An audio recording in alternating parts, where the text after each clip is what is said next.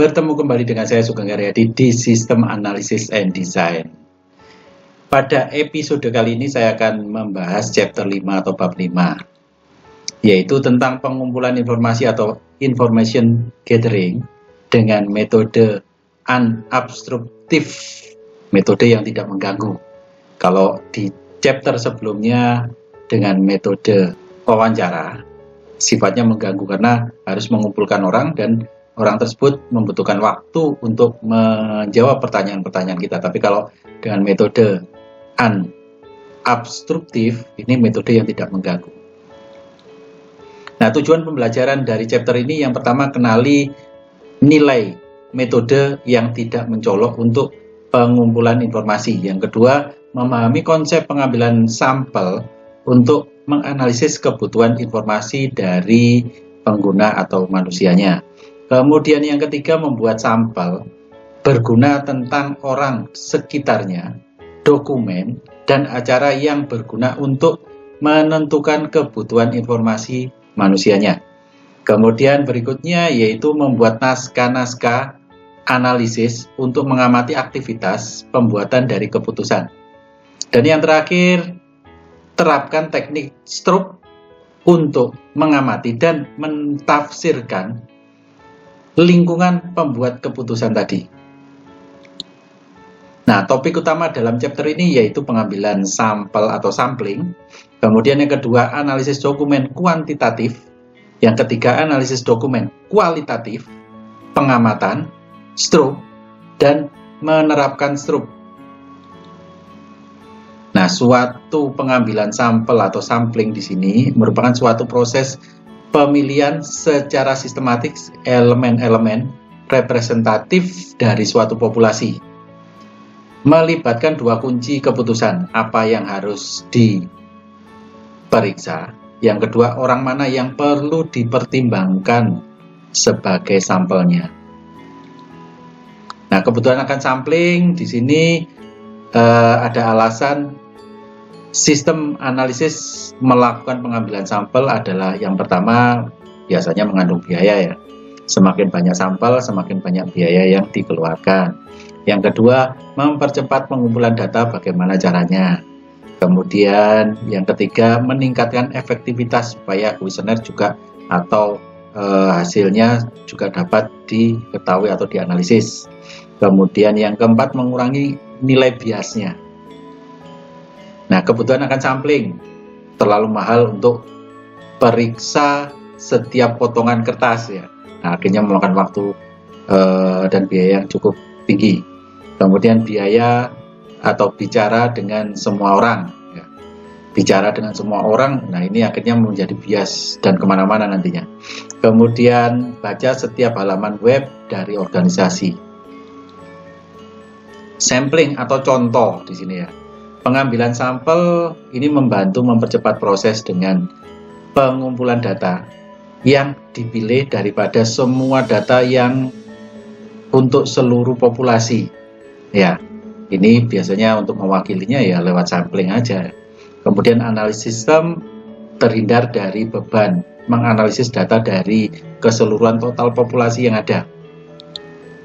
Nah, efektivitas pengambilan sampel yang pertama yaitu pengambilan sampel dapat membantu meningkatkan efektivitas jika informasi yang lebih akurat dapat diperoleh. Yang kedua, cara ini dicapai dengan berbicara kepada lebih sedikit karyawan, tetapi mengajukan pertanyaan yang lebih rinci kepada mereka. Yang ketiga, jika lebih sedikit orang yang diwawancari, analis sistem memiliki lebih banyak waktu untuk menindaklanjuti data yang hilang atau tidak lengkap. Nah, sampel yang bias yang bagaimana? Nah, sampel yang bias itu adalah bias pengumpulan data dapat dikurangi dengan sampling. Kemudian tingkat analisis sistem meminta pendapat tentang fitur permanen dari sistem informasi yang diinstal. Eksekutif yang diwawancarai dapat memberikan evaluasi yang bias karena ada sedikit kemungkinan untuk mengubahnya karena pengaruh power tadi. Desain sampel di sini untuk merancang sampel yang baik, si analis sistem harus mengikuti 4 langkah. Yang pertama, menentukan data yang akan dikumpulkan atau dijelaskan. Yang kedua, menentukan populasi yang akan dijadikan sebagai sampel. Yang ketiga, memilih jenis dari sampel. Yang keempat, menentukan ukuran dari sampel. Sampling atau contoh. 4 jenis utama dari sampel analisis yang tersedia. Yang pertama terkait dengan elemen. Elemen dipilih secara langsung tanpa batasan. Nah, ini kaitannya dengan kenyamanan dan acak tapi mempunyai kesederhanaan. Kemudian elemen sampel dipilih sesuai dengan kriteria spesifik yang ditetapkan sebelumnya. Kemudian ini diambil secara sengaja. Kemudian kompleks secara acak, sistematis, bertingkat, dan berkelompok. Ini tujuan dari sistem analisis, harus mengambil sampel secara acak atau random yang kompleks jika memungkinkan.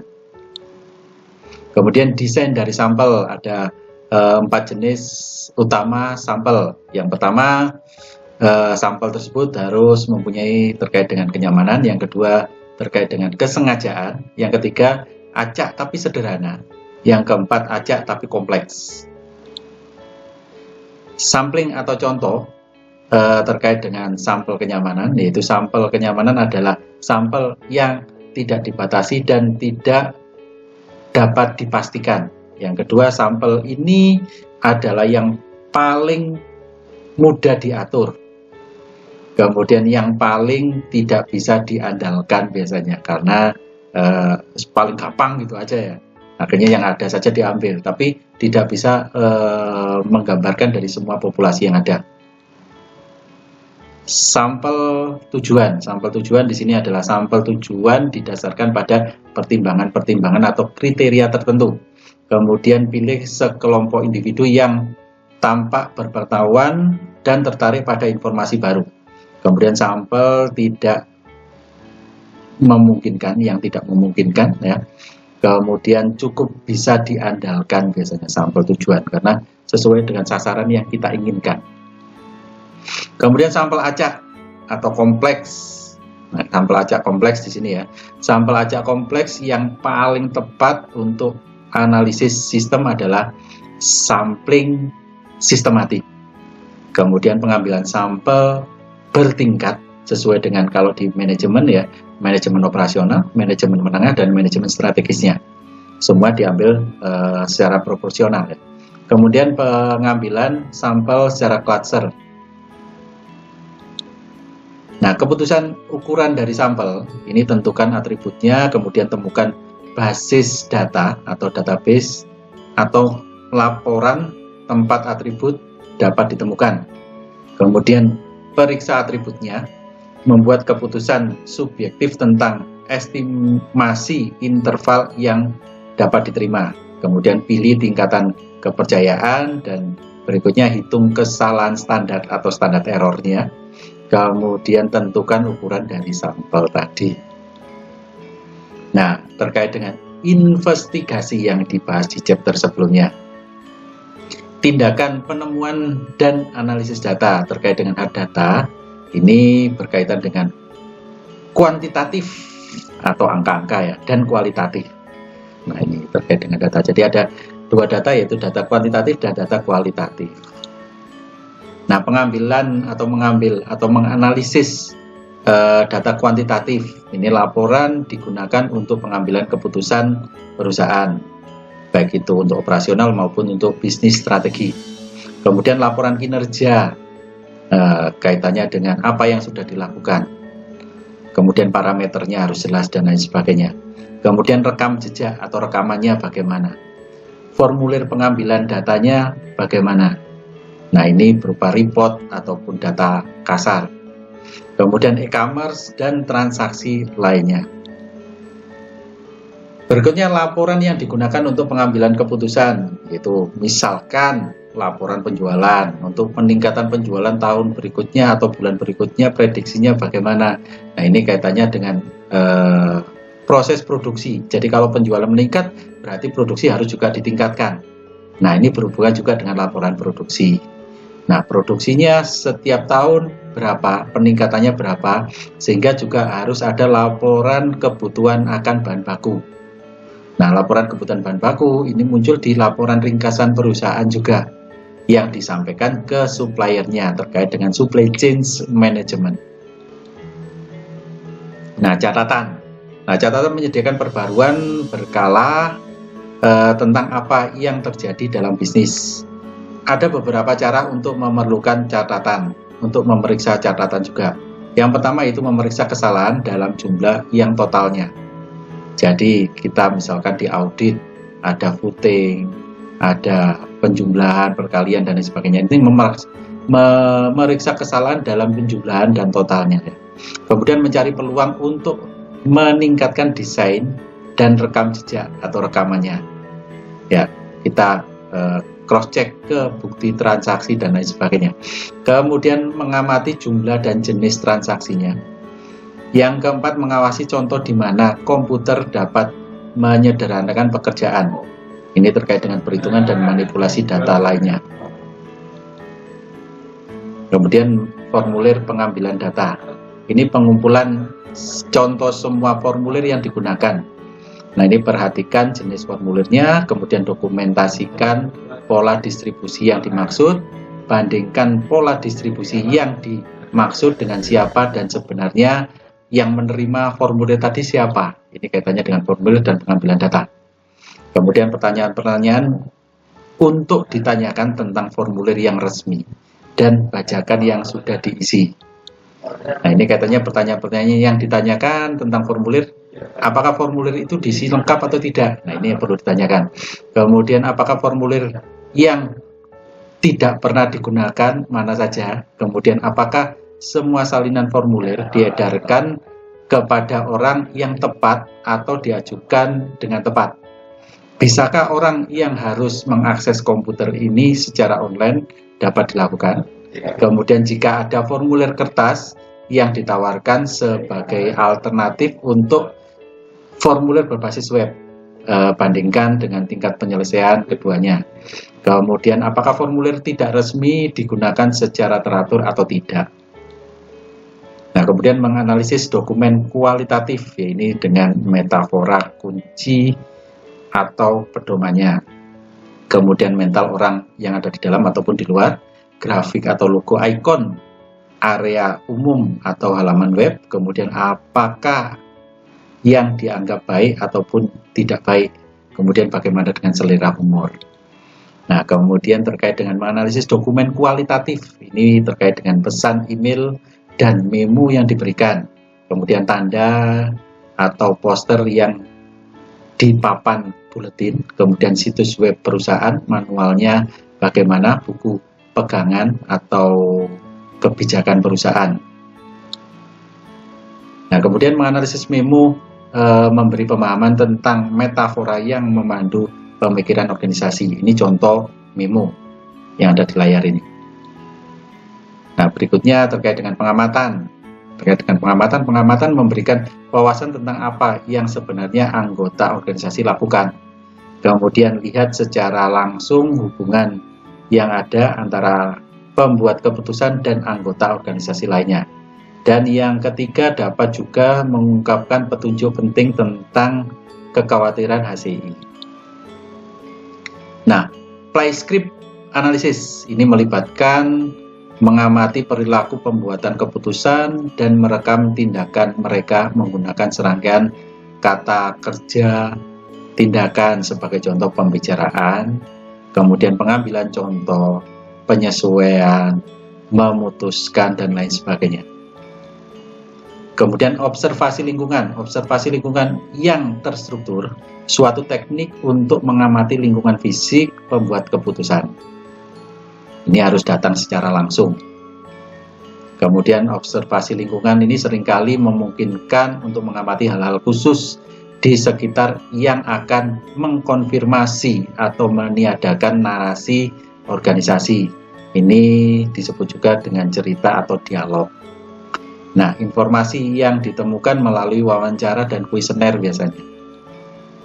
Nah, elemen observasi lingkungan ini di dalamnya ada lokasi kantor, penempatan meja atau layout, tata letak, kemudian peralatan stasioner, atribut-atribut kantor, sumber informasi eksternal, pencahayaan warna kantor, pakaian yang dikenakan oleh pembuat keputusan, seragam, dan lain sebagainya. Nah, elemen observasi lingkungan terkait dengan lokasi kantor, yaitu siapa yang mempunyai sudut di kantor, kemudian apa para pengambil keputusan utama tersebar di seluruh lantai yang berbeda atau dalam satu lantai saja. Ini terkait dengan lingkungan kantor. Kemudian kaitannya dengan penempatan meja ini juga, apakah penempatan meja mendorong komunikasi? Jadi kalau misalkan berdekatan akan mendorong komunikasi, kalau berjauhan akan menghilangkan atau menjauhkan komunikasi. Tapi kalau misalkan berhubungan terkait dengan keuangan dan sebagainya, kalau memang harus berjauhan ya harus dilakukan secara berjauhan. Kemudian apakah penempatan menunjukkan kekuatan? Nah ini, kalau misalkan terlalu dekat apakah lebih baik daripada yang terlalu jauh atau kebalikannya? Ini terkait dengan penempatan meja dalam lingkungan kantor. Kemudian peralatan stasioner. Nah ini kaitannya apakah pembuat keputusan lebih suka mengumpulkan atau menyimpan informasi secara pribadi atau kebalikannya. Kemudian yang kedua, apakah area penyimpanan lebih besar atau lebih kecil yang dibutuhkan.